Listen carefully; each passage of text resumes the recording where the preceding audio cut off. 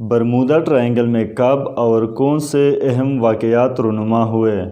کیا واقعی یہ جگہ خلائی مخلوق، ایلین، فرشتے یا شیطان کا قیام گاہ ہے؟ اس عجوبے کے بارے میں سائنس اور جدید تحقیق کیا ثابت کرتا ہے؟ مکمل اور جامع تحقیق جانیے اس ویڈیو میں۔ برمودا کو 1503 عیسوی میں جان ڈی برموڈیز نامی ہسپانوی سیاح نے دریافت کیا تھا۔ اس وقت برمودا برطانیہ کے زیر کنٹرول ایک جزیرہ ہے۔ 2019 کی مردم شماری کے مطابق برمودا جزیرے کی کل آبادی 63,918 افراد پر مشتمل ہے۔ بحیرہ اوقیانوس کی سمندری حدود میں موجود برمودا ٹرائینگل برمودا سے شروع ہو کر فلوریڈا تک اور فلوریڈا سے شروع ہو کر پیورٹو ریکو اور پیورٹو ریکو سے ہوتے ہوئے دوبارہ برمودا تک ایک تکون کی شکل بناتی ہے۔ اس تکون کو ڈیول ٹرائینگل یعنی شیطانی ٹرائینگل بھی کہا جاتا ہے۔ اس تکون کا رقبہ تقریباً 4,40,000 مربع میل پر محیط ہے۔ اس خطے میں بحری جہازوں کے غائب ہونے کی کہانیاں 19ویں صدی کے وسط میں پھیلنا شروع ہوئی۔ کہا جاتا ہے سن 1800 سے لے کر اب تک تقریباً 50 سے زائد بحری جہاز جبکہ 20 سے زائد طیارے یہاں غائب ہو چکے ہیں اور اس کا ملبہ یا سراغ کبھی نہیں ملا۔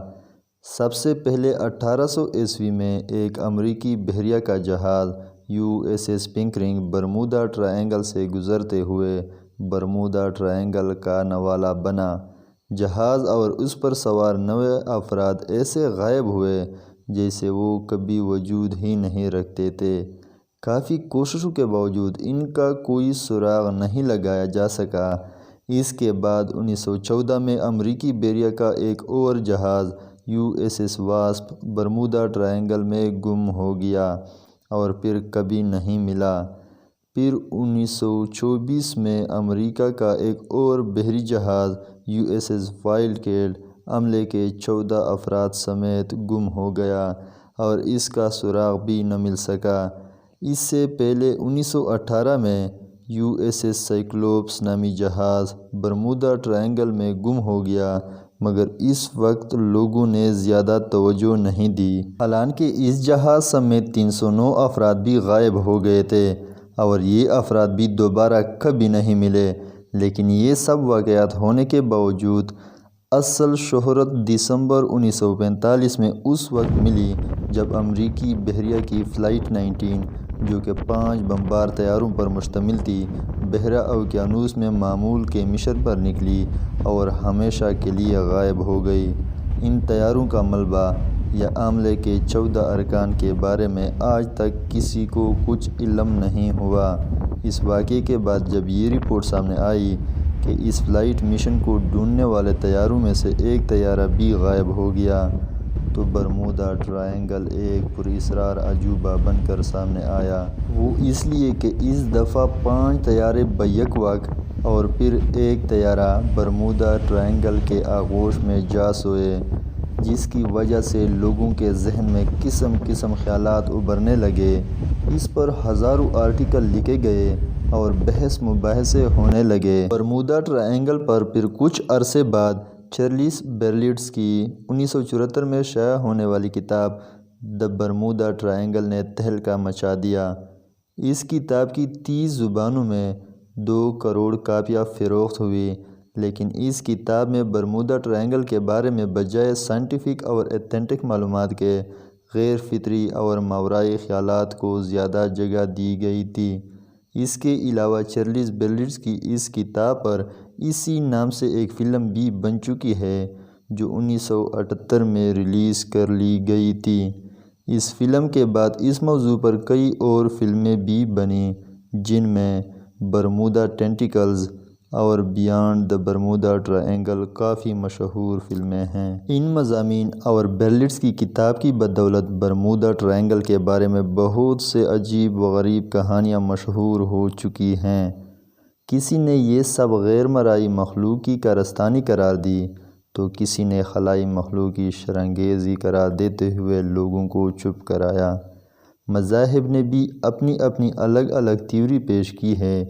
کسی نے کہا خداوند نے انسانوں کو یہاں جانے سے روکا ہے تو کسی نے برمودا ٹرائنگل کو فرشتوں کی گزرگاہ بنا کر پیش کی، یہاں تک کہ کچھ مذاہب کے لوگوں نے برمودا ٹرائنگل کو شیطان کا قیامگاہ قرار دیا۔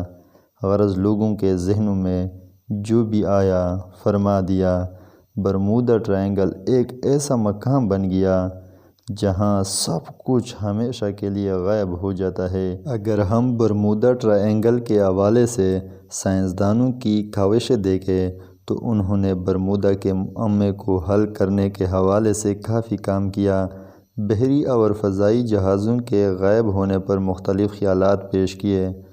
2016 میں کلوراڈو یونیورسٹی کے کچھ سائنسدانوں نے بتایا کہ اس خطے کے اوپر پہلے 6 پہلو یعنی 6 کونوں والے بادل ممکنہ طور پر بحری و فضائی جہازوں کی گمشدگی کا باعث بن سکتے ہیں۔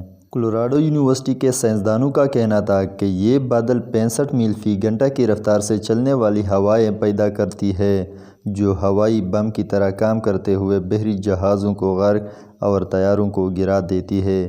اس حوالے سے مزید تحقیق کرتے ہوئے سائنسدانوں نے ناسا کے سیٹلائٹ کا استعمال کرتے ہوئے اس خطے کا ڈیٹا اکٹھا کیا اور ایسے بادلوں کو حقیقت میں دریافت کیا جو کہ 32 اور 88 کلومیٹر رقبے پر پھیلے ہوئے ہیں۔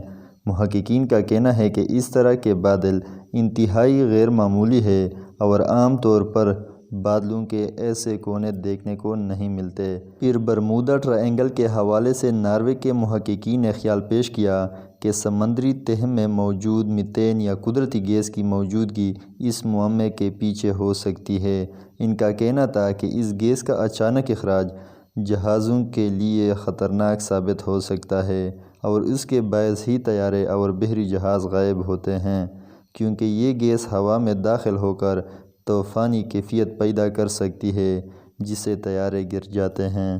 پھر اس کے بعد 2017 میں ایک آسٹریلوی سیاستدان کرل نے یہ دعویٰ کیا کہ اس سمندری حدود میں متعدد بحری جہاز اور طیاروں کے غائب ہونے کے پیچھے خلائی مخلوق یا اٹلانٹس کے فائر کرسٹل کا ہاتھ نہیں اور نہ ہی یہ گمشدگیاں ماورائی ہیں، بلکہ یہ سب خراب موسم کا نتیجہ ہو سکتا ہے۔ اور اگر اوسط کے اعتبار سے دیکھیں تو دنیا میں ہر جگہ اس طرح بحری اور ہوائی جہاز اتنی تعداد میں غائب ہو جاتے ہیں۔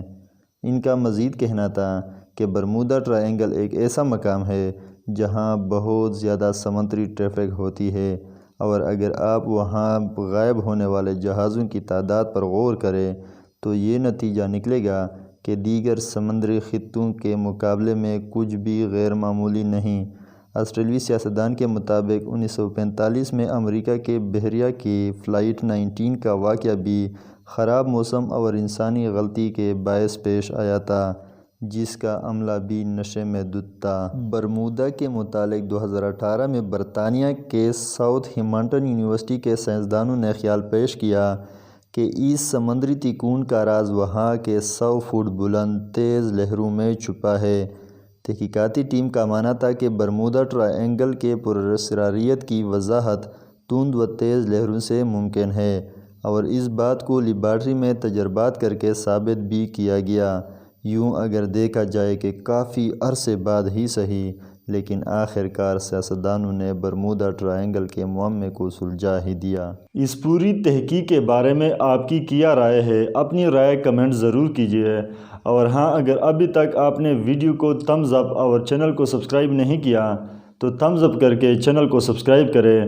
ملتے ہیں نیکسٹ عجوبے کی تحقیق کے ساتھ، تب تک کے لیے اللہ حافظ۔